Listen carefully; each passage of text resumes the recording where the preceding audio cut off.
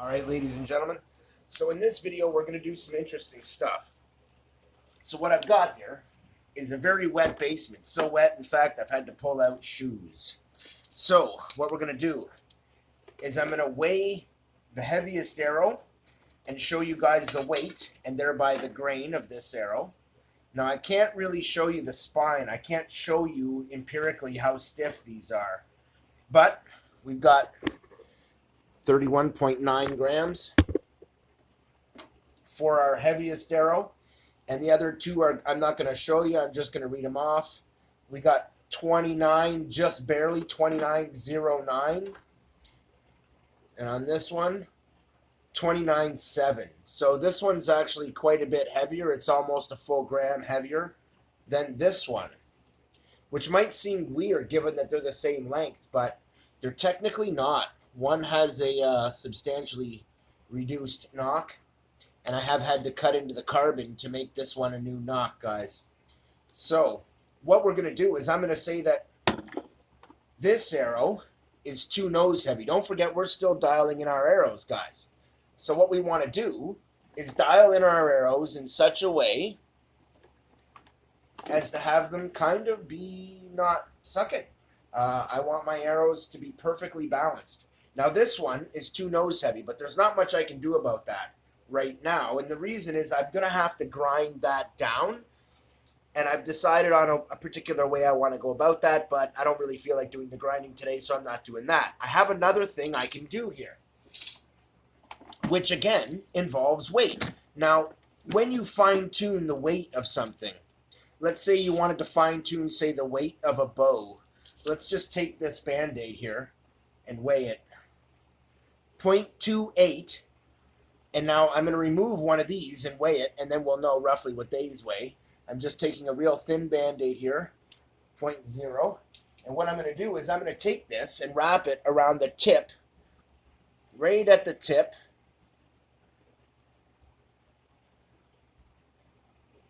and I'm just going to wrap it all the way around, you guys. And having it out at the tip is actually a good thing, guys. So now I'm going to weigh this arrow again. Let me just on off that to zero it. Take my garbage with me. Weigh the arrow, and I can already feel it's got slightly better balance, guys. 29.2. So this was the one that was obviously 29.0, and it's now 29.2, which means we've successfully added 0.2 of a gram to the nose of this. Believe it or not, that's a really nice number to add. In this, I jumped to a huge weight. Don't do that. I went to 2.1. I've been noticing since I did it that it is 2 nose heavy, but I also knew that it was better than not nose heavy at all. It's better than tail heavy, and I wanted to empirically demonstrate that. Even that nose heavy arrow is actually quite accurate, relatively speaking, and more than good enough for me to kill with. In fact, the more nose heavy it is, the more impact force it has, and the more likely you are to kill your target when you hit it. So that little bit of loss of accuracy that you might get from it being a little too nose heavy is actually kind of worthwhile. So this one was 27, and now, 29.7. We're looking 29.879, 29.8. So we're going to call that 28 grams. So we're looking at just 27.2, 28, and 31 grams, guys. So we're going to fire those. I'm going to set you up so you can see our target. Oops. Gotta not want to break stuff, hey? Alright, get you zoomed in. Get our tripod located, satiated, and there you go. So all we're going to do here, guys, is the same exact thing. I'm just going to try and hit the target, and that's it. And I want to see how good my average group is. That's what I'm looking for. And for that, form has to be perfect. Everything else has to be perfect. So I'm going to do my best here. I also have to pay close attention to which one is my worked shaft and make sure that I'm firing that arrow accordingly.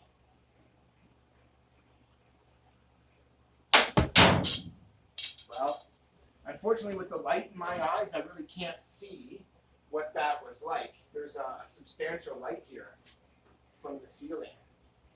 It's like a triple light. It's actually really, really bright here, guys. But it actually looked like that was a pretty decent shot, but it wasn't. It was pretty far off, guys, to the right. But that's okay. I got the feeling this is my warped shaft here. And it certainly is. So now that I've identified which is the warped one, I was just wondering about that. I fired it again. And it was not exactly what I'd call accurate. Those two arrows are the ones where I'm weighting the nose to try and make them more accurate. Here's the one that's got the 2.1 gram nose weight already on it. None of those particularly accurate. Not one of them. And we're going to find out why. I think I might have moved the tiller on the bow while I was adjusting it. Let me check my hand position. That looked correct. Might just be me. I might just suck right now. I didn't give him a hard draw either. So let's just see here. I'm also hitting the ceiling a lot. I got to remember to duck down. It's so hard in here because there's such a low ceiling. Also, I have to make sure when I draw onto these Band-Aids that I'm drawing at the right space.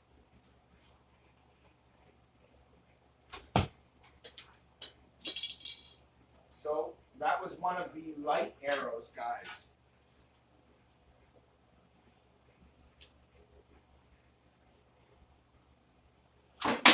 Wow, that was way off. Now, I felt my hand come a little bit right, but I'll tell you this.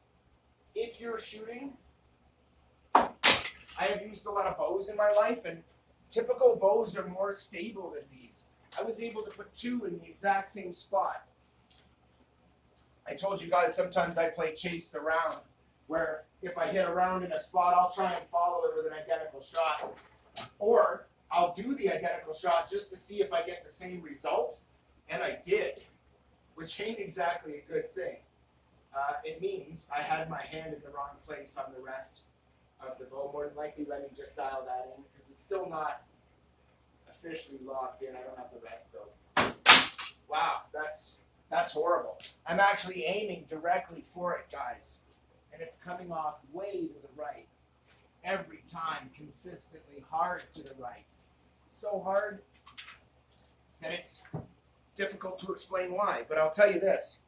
I had the thickness of this handle dialed in perfect. Watch this. We're going to rip this Band-Aid off. And just the thickness of that Band-Aid, guys, is enough to make a difference in the accuracy. And I noticed that right away. When I put the Band-Aid on, it's like I had the thickness of the handle in consideration when I built the bow. And I failed to consider when I held the Band-Aid, okay, it gives me a couple more feet per second, but it creates a problem where it increases the thickness of the bow in a vital area. And I don't want to do that. It's actually bad for accuracy, apparently. So hold on.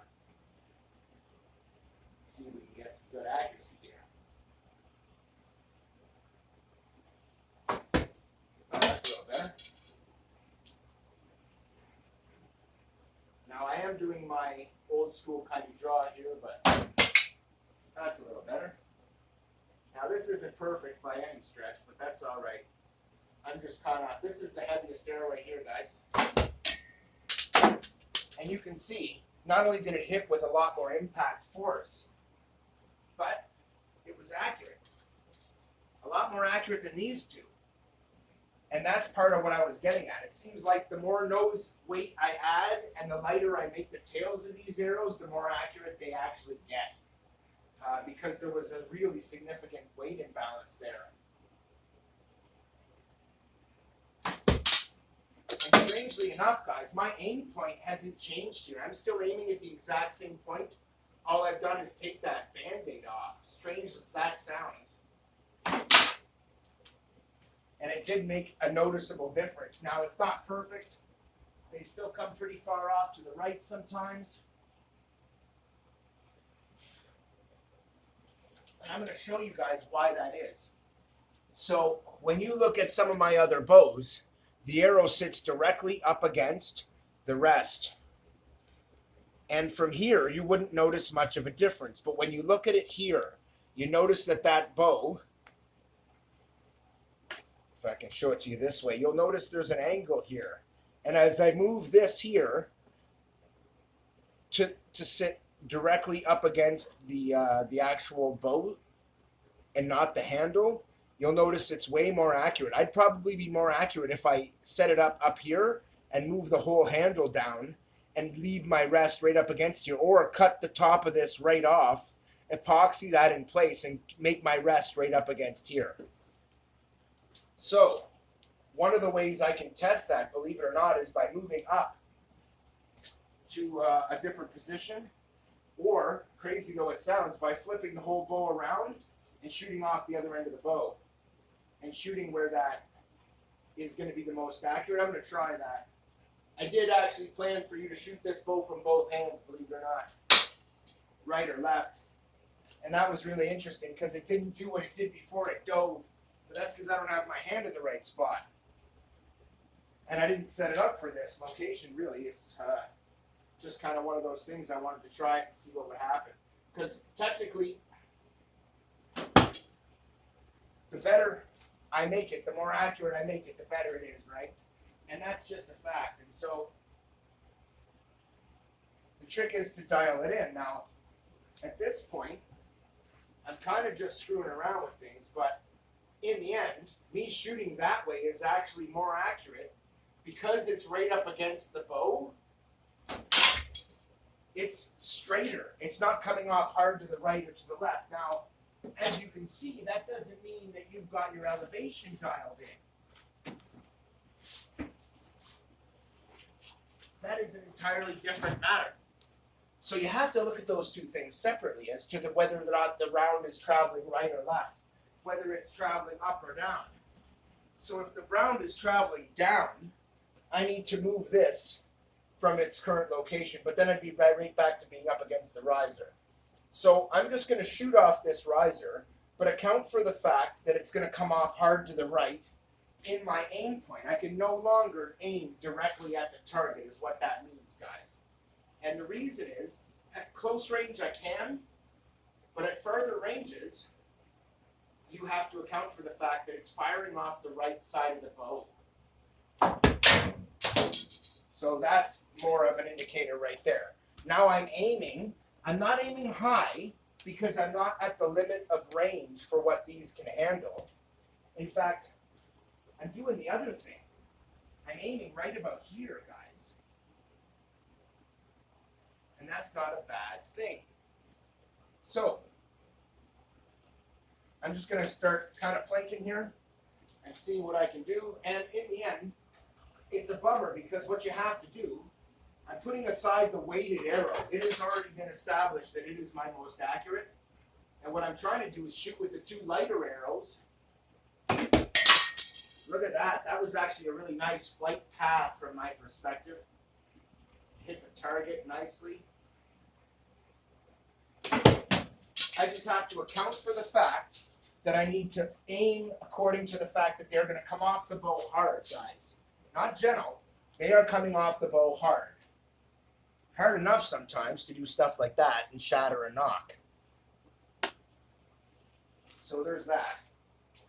And because of that, I don't want to fire them on any higher than a 40-pound bow. I have this one set up for 38 pounds, guys, at 28 inches. It's actually 35 at 27. And it's doing pretty good right now. Once again, I'm just firing my freshly weighted arrows. That was bad. Not only did I feel the fletching hit my hand, but that is actually bad because it means these fletchings are actually quite short. It means it didn't come off the bow properly, essentially. And this is when we cover the way that an arrow is actually made to come off the bow. It's not what a lot of people think. In fact, the arrow has to flex to some degree to get around the riser. Now, the thinner the riser is, the less it has to flex, and the easier it is to just fire a straight shaft off of that sucker, which is why I like doing it that way. But now, because I'm firing off something that's, a third of an inch off the side of the bow, it's throwing you off that much automatically. So you have to aim left if you want to hit the middle of the target. And I aimed left, and look where it hit. This is what I'm trying to show you. I aimed right here. I have to aim pretty much way over here, or lower, but right about here, and it'll hit right about here. So let's try that.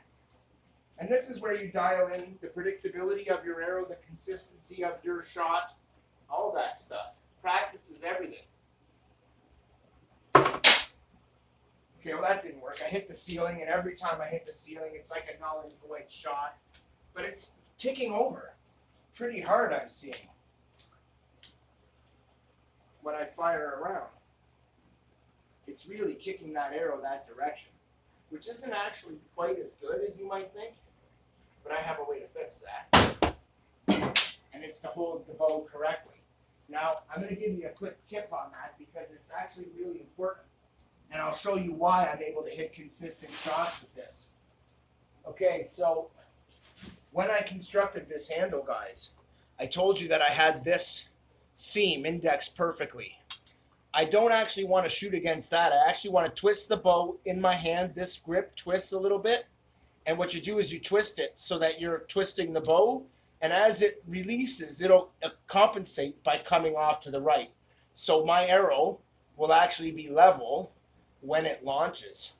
I can also twist the arrow one way or the other, twist the string a little like that. And believe it or not, that makes a big difference to the flight of the arrow. So there's all kinds of little tricks I can do.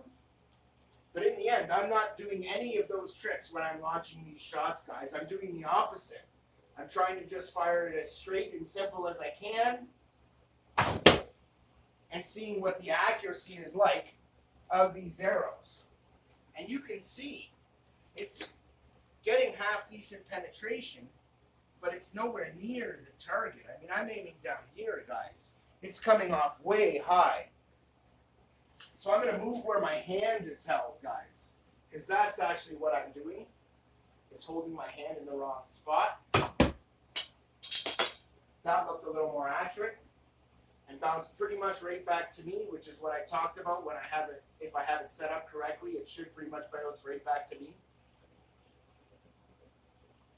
Oh, that wasn't too bad. It tried to bounce back. As you can hear, I hit the roof again, but it's all right. The first one bounced back so close it literally landed at my feet. So the problem with this sort of thing, guys, is patience. A lot of people never put the time in to really dial in their setup correctly.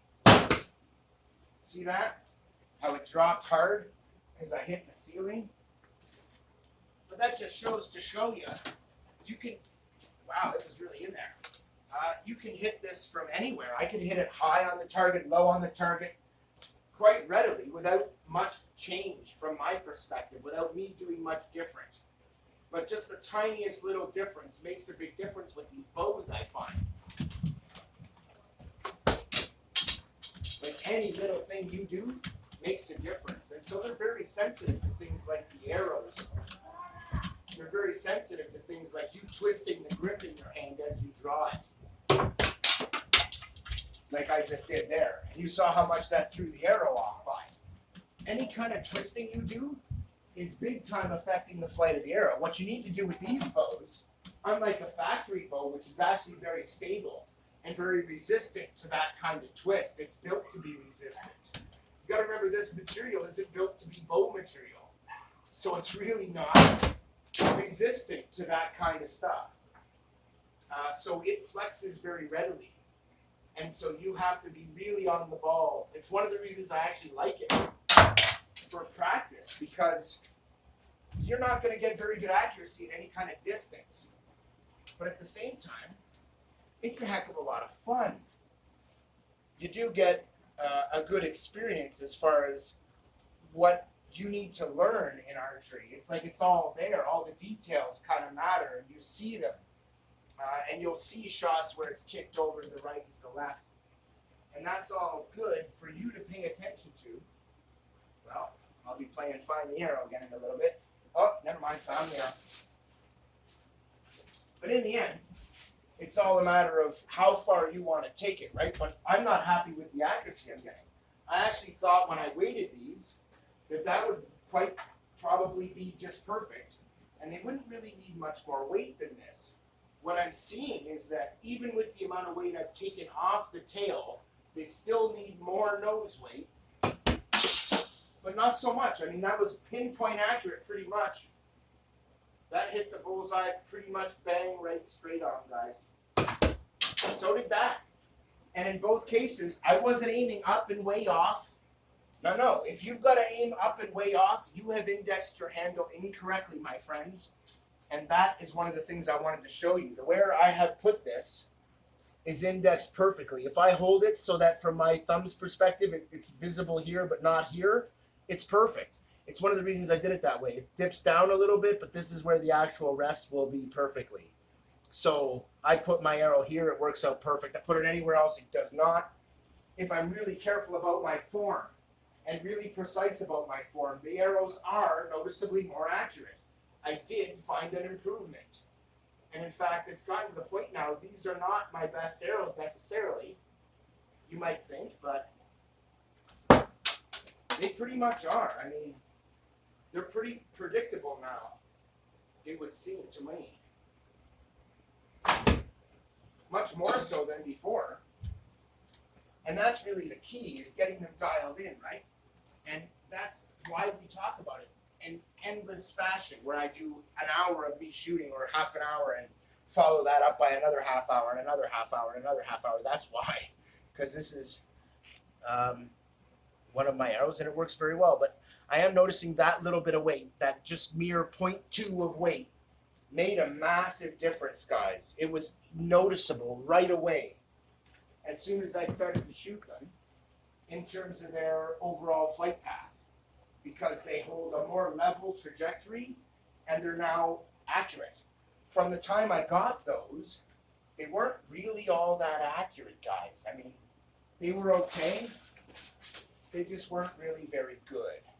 And the first arrow, the one arrow that seemed like it was the best one, was still coming in tail down. All the time, tail down attitude, tail down attitude, tail down attitude. Well, there's only one reason for that. When you've examined every other part of the bow and looked at all that, and you know it's not that. And then you start weighting the nose, and all of a sudden the problem goes away. And now I'm seeing that basically with these two arrows, I'm getting good consistent shots, as you can now see. I'm firing them. I'll also tell you that because these are Band-Aids, and it's wet down here, they are both now thoroughly soaked, which adds a little weight. In fact, now that I've covered that, I'm going to take a quick measurement here, because having said that to you guys, I'm now curious how much weight that just added to my arrow. Because that is tip weight, which is really valuable too. Oh, it added a fair bit. 29. This was just barely 29, and now it's 29.25, guys.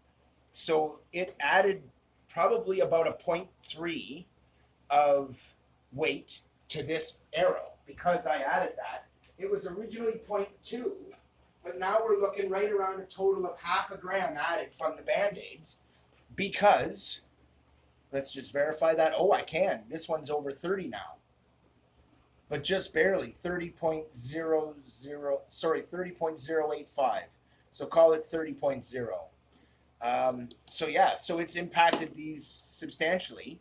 And at 30 grams, they're actually a really nice weight, guys. The other one is almost a gram heavier. But in both cases, their weight distribution is about exactly the same right now, and they weight balance very similarly. They're so close in accuracy, I can no longer tell the difference. And my number one arrow is the heaviest guy, which I left out of that whole shooting session. Which means I don't have a number 3 arrow that sucks anymore. That was what I was telling you, and that has proven true. But you got to add a little weight. And then if you want a little more weight, you add water to it. Now you just dip them in water. You can spit on them, whatever it takes in the bush. It's awesome. They work really well. Simple solution. Add a Band-Aid. Weighs 0.2 if you use the ultralight but good sticky quality Band-Aids that I used. And then I've substantially reduced the fletchings. I mean, I weighed these in front of you guys. I showed the weights. Go back, watch the videos, and you'll see the progress these have made to come in where they are now and to be as accurate as they are now. That's actually something. And both of these benefited big time from about a half a gram added to the nose. And from feeling what I feel now, as soon as they dipped in the puddle, they got noticeably better and I was able to shoot perfectly with them, which tells me I was on the right path. I knew when I added the bad nades, I needed to add a little more weight. I actually didn't think of wetting them, which is weird because I do it in other areas. And then they hit the puddles down here and bam, soaked. Bam, take up another 0.3 of weight. Bam, they're perfect. Both these arrows fly amazing right now.